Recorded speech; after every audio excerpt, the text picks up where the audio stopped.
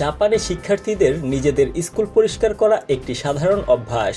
শ্রেণীকক্ষ ঝাড়ু দেওয়া থেকে শুরু করে টয়লেট পরিষ্কার করা পর্যন্ত এটি অনেককে অবাক করতে পারে, বিশেষ করে যেসব দেশে সাধারণত পরিচ্ছন্ন কর্মীরা সব পরিষ্কারের দায়িত্ব পালন করেন। কিন্তু জাপানে পরিষ্কার করা শুধু একটি কাজ নয়, তার চেয়ে অনেক বেশি এটি দায়িত্ব, শৃঙ্খলা এবং শ্রদ্ধার একটি শক্তিশালী শিক্ষা।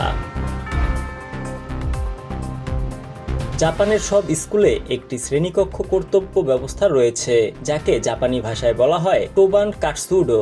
স্কুল থেকে স্কুল এই কার্যক্রম ভিন্ন হতে পারে, তবে সবচেয়ে সাধারণ উদাহরণ হলো পরিষ্কারের দায়িত্ব, যেখানে শিক্ষার্থীরা শ্রেণীকক্ষ এবং অন্যান্য এলাকা পরিষ্কার করে। পরিচ্ছন্নতা একটি মূল্যবোধ। জাপানি সংস্কৃতি কেবল শারীরিকভাবে নয়, নৈতিক ও আধ্যাত্মিকভাবে পরিষ্কার পরিচ্ছন্নতার উপর জোর দেয়। দেশটির অন্যতম ধর্মচিন্তনবাদ পরিচ্ছন্নতাকে পবিত্রতার এক রূপ হিসেবে দেখে।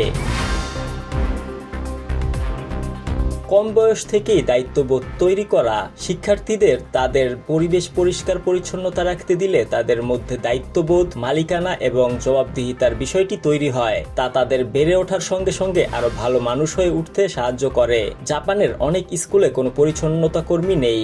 শিক্ষক এবং শিক্ষার্থীরা দিনে অন্তত একবার একসঙ্গে কাজ করেন। এর ফলে দলগত কাজের অভ্যাস তৈরি হয় এবং পারস্পরিক শ্রদ্ধা বাড়ে। জীবন দক্ষতা এবং চরিত্র গঠন। পরিষ্কার পরিচ্ছন্নতা কেবল পরিচ্ছন্নতা নয়, এটি সময় ব্যবস্থাপনা, সহযোগিতা, নম্রতা এবং অধ্যবসায়ের মতো জীবন দক্ষতা শেখায়। তারা ছোট ছোট কাজ করেও কঠোর পরিশ্রম এবং মর্যাদার মূল্য শেখে, একটি শিক্ষা যা সারা জীবন থাকবে। ছোটবেলায় বা স্কুলে শেখা অভ্যাস এবং অভ্যাসগুলো আপনার সঙ্গে থাকে এবং আচরণকে প্রভাবিত করে।